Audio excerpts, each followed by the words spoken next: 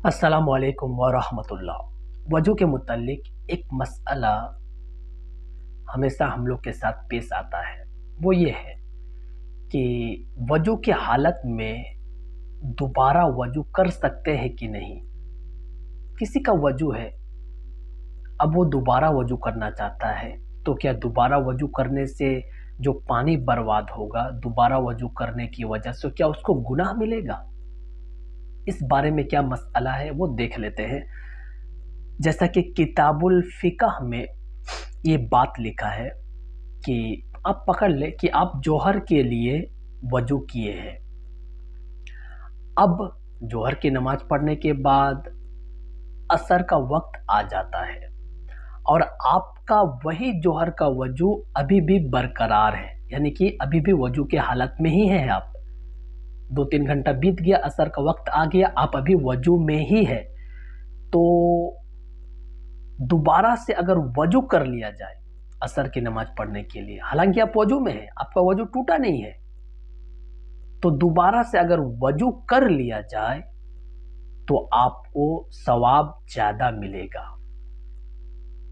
हाँ, अगर कोई दोबारा वजू नहीं करता है तो उसको कोई गुनाह भी नहीं मिलेगा। और ऐसा भी नहीं है कि जोहर के लिए वजू किया गया था, अब असर के लिए फिर से वजू बनाना होगा, ऐसा भी जरूरी नहीं है।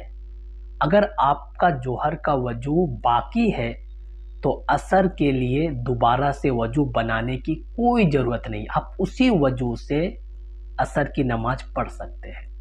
लेकिन अगर आप असर की नमाज के लिए वजू होने के बावजूद दोबारा से वजू बना लेते हैं तो आपको सवाब ज़्यादा मिलेगा।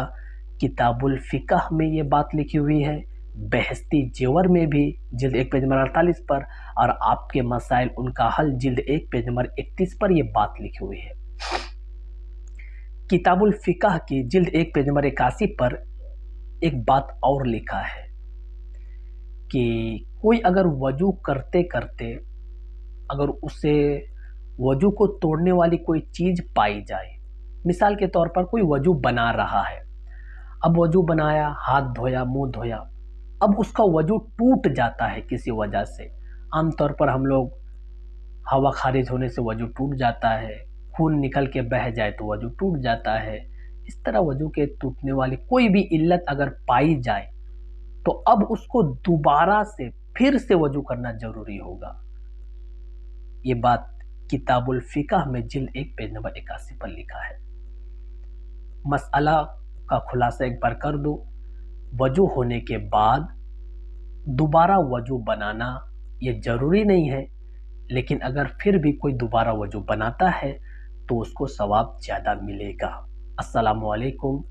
बल्कि ये जान ले, एक वजू से आप सारा लाइफ वजू, एक वजू से आप सारा लाइफ नमाज पढ़िए, कोई दिक्कत नहीं। लेकिन ऐसा होता नहीं है, मसला बता रहा हूँ। जब तक वजू बरकरार है, वजू में आप है, एक वजू से आप नमाज पढ़ते रहिए सारा ज़िंदगी, कोई कबाहत की बात नहीं। उसी वजू से कुरान की तिलावत करिए, एक वजू से आप जितना चाहे, जितने दिन के चाहे इबादत कर सकते हैं। शर्त यह है कि वजू में रहना, वजू का होना ज़रूरी है। अस्सलामु अलैकुम वरहमतुल्लाहि वबरकातुहू।